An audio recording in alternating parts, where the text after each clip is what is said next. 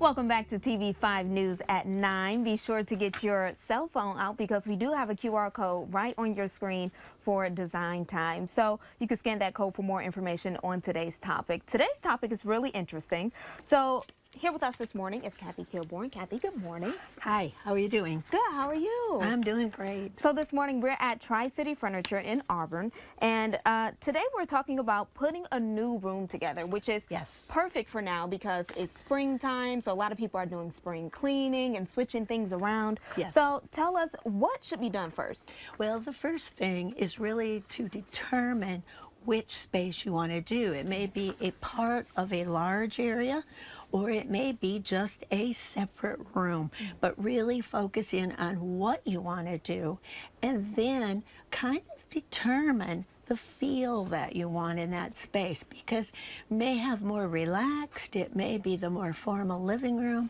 it may be just an area to cozy up and watch TV.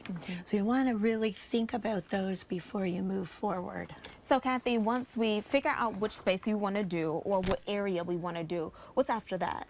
After that, then we would look at the space itself, how big it is, and if there are things that have to remain. So for instance, there's a fireplace, we're going to have to work with that, or possibly where the TV is, what is the focal point of that room. So we really want to know what's going to stay. Maybe a curio cabinet, so something that might have to remain.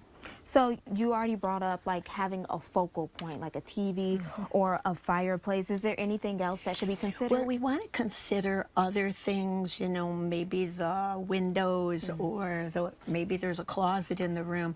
Those areas are important as well. So while we're setting up our furniture, that we're easy to walk through or at least get into that certain space that might be part of the room. So once we see how big the room is, we kind of get a feel of what we're working with.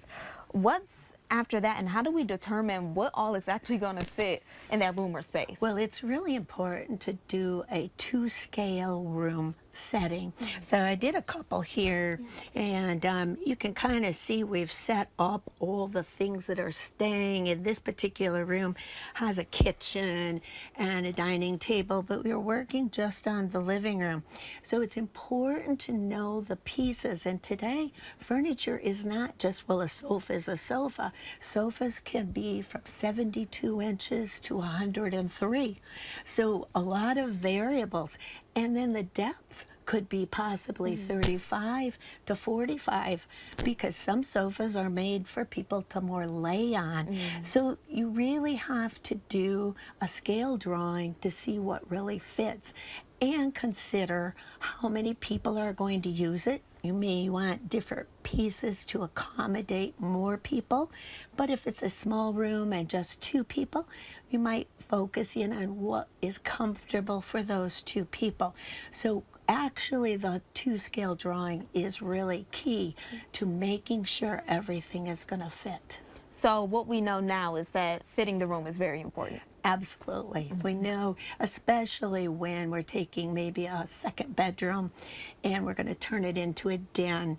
They're much more small, and we need to consider how we get to that room, maybe going down a hallway and getting furniture pieces in, not as easy as maybe making it a bedroom. So lots of things to consider once you know that space and how you want to use it. All right, Kathy, thank you so much for your continued expertise. No problem. I appreciate you.